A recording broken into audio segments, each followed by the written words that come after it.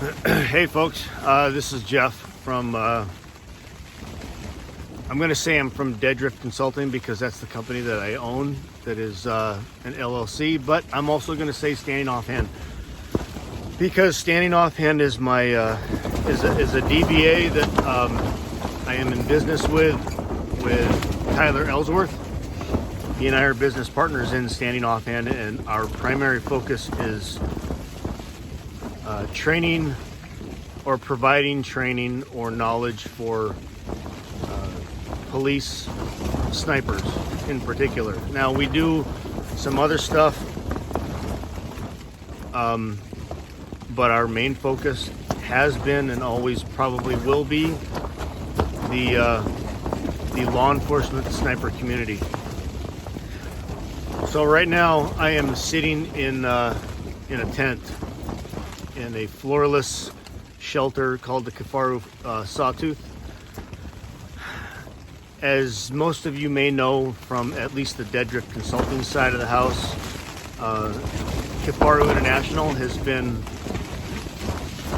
like a foundational piece in pretty much everything I do, from training law enforcement SWAT operations, sniper operations, to my outside of work passions, which are fly fishing and bow hunting, precision rifles, that kind of thing. Anyway, I'm sitting in this shelter right now in the middle of the desert, about 7 miles from the nearest hardball road, west of Wickenburg, Arizona.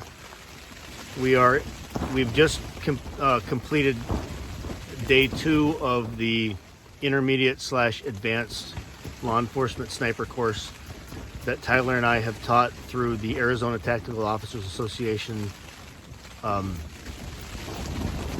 probably for the last 5 years, although the course has been in existence for probably 8, maybe even longer, 8 years. It is storming pretty bad right now. Right now it's kind of calming. It is significantly less intense than it was an hour ago. We just finished, we meaning about half the class and all the instructors who are staying out here on the range.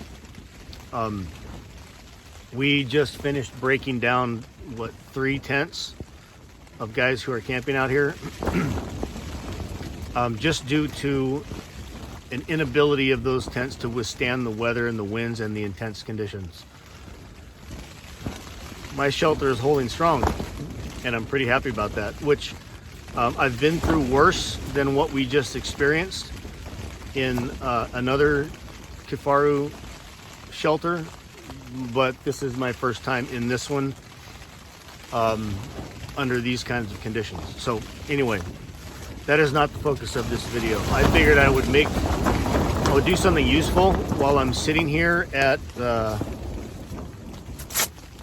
almost 11 o'clock, I think. What time is it? Well, yeah, actually it's 11 o'clock straight up right now. Kind of weathering this storm. I'm not gonna really be able to sleep. I probably could, but the wind noise from the tent walls being battered by this storm is pretty intense, and I don't know that I'm going to actually get any sleep. But anyways, I figured I would do something useful.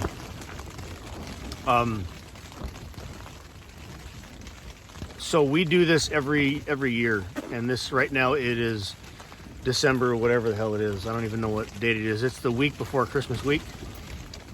We come out here to this particular piece of land and conduct this training over 4 to 5 days, depending on the course curriculum that we have,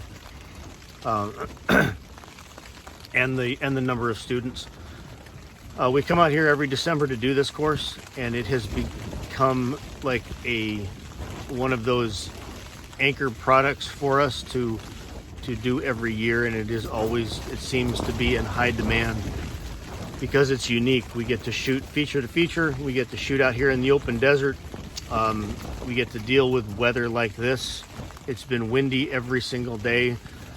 So guys that don't normally have access to ranges that have actually an unlimited amount of distance to shoot at, we do this, and we spend a week out here going over those skills that are part of our profession, that wind up getting neglected for one reason or another. Lack of facility, lack of time, operational tempo, to steal a military term. Whatever the case may be, it's difficult oftentimes for snipers on the law enforcement side of the house to get this kind of training and to have this kind of an opportunity. So we do this every single year to provide that opportunity for them. So, but this year we're out here, and Tyler and I have we make it a point with every class that we teach for the association to provide some piece of gear or kit that allows them to operate more efficiently, more effectively, increase their sustainment, allow them to focus more on the job that they are tasked to do, and live up to the expectations of their team, their city, and the communities that they serve. And that's really at the foundation of why we do what we do. So at any rate, I wanted to cover this specifically because it has been a collaboration with this company that is about 12, maybe 18 months, 18 months in the making ish, somewhere in there. And the company I'm speaking about is Marsupial Gear. They are a local company in the Phoenix area. Many of you may know, or maybe a better way to state it is their bread and butter comes from the hunting community when it comes to binocular chest packs, which is on the seat of my Jeep that's out in the rain right now, so I'm not going to go get that. But at any rate, the binocular chest packs that they have been producing have been like on freaking fire for the last couple of years. Wildly popular, rarely in stock, but I don't say that as a dig at Jim at Marsupial.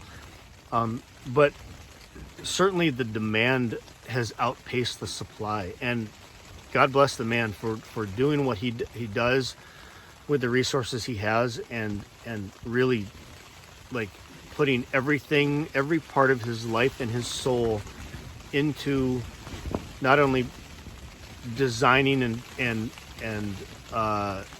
envisioning the products themselves, but bringing them to market and then doing his damnedest to meet the demand.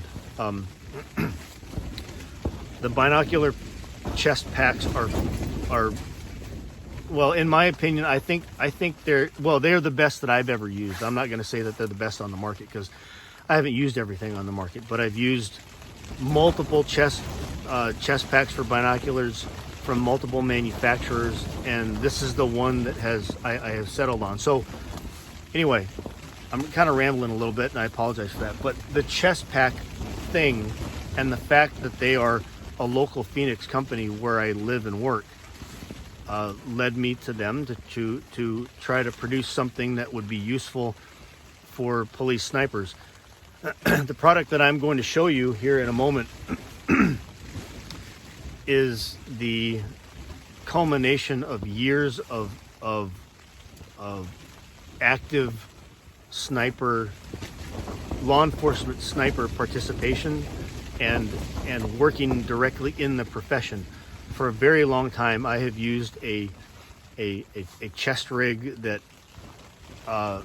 was not designed specifically for binoculars, but I've used this chest rig because it places the things that I need most urgently or that are most critical right up here on my chest, easily accessible. I don't have to dig around in a pack to get this stuff, and oftentimes the pack that I have other stuff in, I'm using as a platform to sit on or kneel on or whatever to mount a rifle that is mounted on a tripod. So the fact that I have this thing up on my chest and these critical pieces of gear readily accessible without having to break my position or come off the gun is why I've used that. It's practical, it's efficient, it makes me self-sustainable for a longer period of time, and it keeps me focused on the mission that I'm given, which is running a precision rifle for whatever need that my team may need or may see fit. So the product I'm going to show you is this right here. Now this is a modification of the Marsupial Gear fishing pack, which I also own and I've used in its role as a fishing pack. We asked Jim, who is the owner of Marsupial Gear, to make a few changes to this pack in order to make it more appropriate or more applicable to the job that we do as police snipers. So this pouch right here is not part of, this is not a Marsupial product, and it is not part of the base pack itself. But what we had Jim do, or what I asked Jim to do, was take the fishing pack, the fishing pack foundation, which is a large zippered pouch here with a smaller zippered pouch on the inside here, and then also these elastic dividers or pouches within the main compartment. Utilize this platform here and then eliminate the fishing specific zippered pouch that goes on the front here that kind of folds open and is limited to its opening capacity by maybe 45 or 60 degrees or whatever the hell it is. I don't remember. We asked him to eliminate that just because I didn't want the extra bulk and the extra space or depth of the entire unit protruding out of my chest. In the place of that outer pouch, I asked him to put 2 strips of MOLLE webbing so that I could mount other things like this pouch here, which is a First Spear product, and I'll open this and we'll go into that here in a moment. But the pack itself is large enough to hold things like your radio, a spare magazine, a tourniquet, which I have in here, some nutritional supplements or self-sustainment items like protein bars, hard candies, allergy medication, energy gels, lens care products, whatever you see fit as something that you will need to help sustain you throughout whatever deployment you're on. That's what this main compartment is for.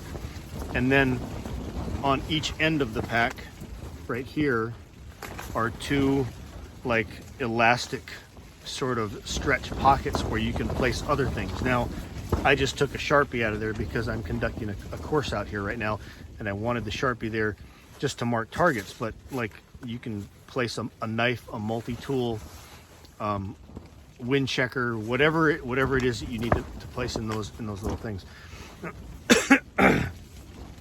In addition to the main compartment of the actual chest packet itself, I've asked him to include his magnetic rangefinder pouch, which is a kind of a standard item. I would consider it a standard item for the binocular pouch, and that holds, you know, your rangefinder. This is the large version, which will fit like up to like the Vortex 4000 model, I think it is, and then the new, what is it, the Maven, I think Maven Optics model, which is a larger sized laser rangefinder. And then of course the smaller ones, like any of the smaller Vortex versions or a Loophole or whatever else. Anyway, it's got a magnetic flap that closes with a magnet here and then also stays open with a magnet down on the bottom. So easy access to that rangefinder pouch. And then on the other side, this is one of his zippered pouches. This is the large. They make a smaller one, which is maybe that big-ish, whatever, maybe 70% of this size. But the zippered pouch has a little slot pocket that's out here that has some elastic in it, and in that I keep like this little piece of chamois, which if you need to clean lenses or clean water off of lenses or fog or condensation or rain or whatever else, go out and get yourself one of those automotive chamois and just cut a section off of it and soften it up a little bit. And I'm telling you, that's one of the best things ever. But you open the zippered pouch here, which opens about halfway down each side, so it gives you a wide mouth here, and it's got some elastic loops on the inside of the the front face of it. There's also, is there? Okay, I thought maybe there. So there's not like any other elastic inside there, but it's a fairly deep pouch, and you can fit quite a bit in there. Like my entire hand, almost my entire hand will fit in that pouch. You can fit a lot of things in there. On my binocular pouch, which I use for hunting, I'll keep like a spare headlamp in there, like a small headlamp, maybe some cami face paint, a spare like a backup release for my bow. Things like that all can go in here, along with a number of other things. You can also fit like a radio in here as well. They make Marsupial makes a dedicated radio pouch, which I also use on my binocular pack, but I don't have on this one right here. On the back side, the part that rests against your chest, you've got this kind of spacer mesh sort of material and a zippered pouch back here to fit flat items in. And then on the bottom of it, you've got 3 MOLLE pieces of webbing where you can secure anything that you want to. Now, I have mounted a knife down here. Marsupial makes like a bear spray pouch that fits down here, and a handgun holster that like mounts to this as well. But you can mount whatever the hell you want down there. It's not overly large, but it's large enough to fit pretty much anything you want. So I'm 5'8", 175 pounds, and when I wear this, it fits, like the main pouch fits pretty much probably just past like nipple to nipple. All right. And then these pouches here mount to the harness itself, and there are like Fastex buckles that are side release buckles that secure that, and you just kind of use the snap MOLLE frickin' strap here to like mount it through the webbing loop that secures the actual buckle. So at any rate, I don't know when this will be on their website, but for the moment, this is a standing offhand exclusive, and I would imagine he's going to market these as a regular production item. But this is where it all came from. The first spear pouch that I have on the front here, this is like a quick map kind of it has a plastic sleeve in here for a map or navigation, but in the role I use it is I put my drop chart or my dope chart inside there, so I have quick access to that. There's like a stretch pouch right here where I keep like a little red lens LED flashlight and like a lens pen for my optics, and whatever else I need to kind of stash in there.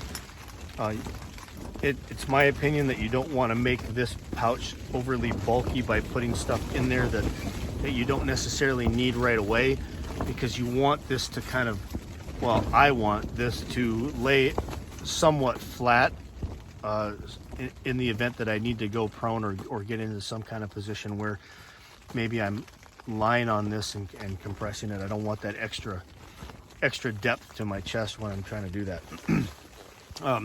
Lashed underneath this patch is a small knife. This is from Milmac blades.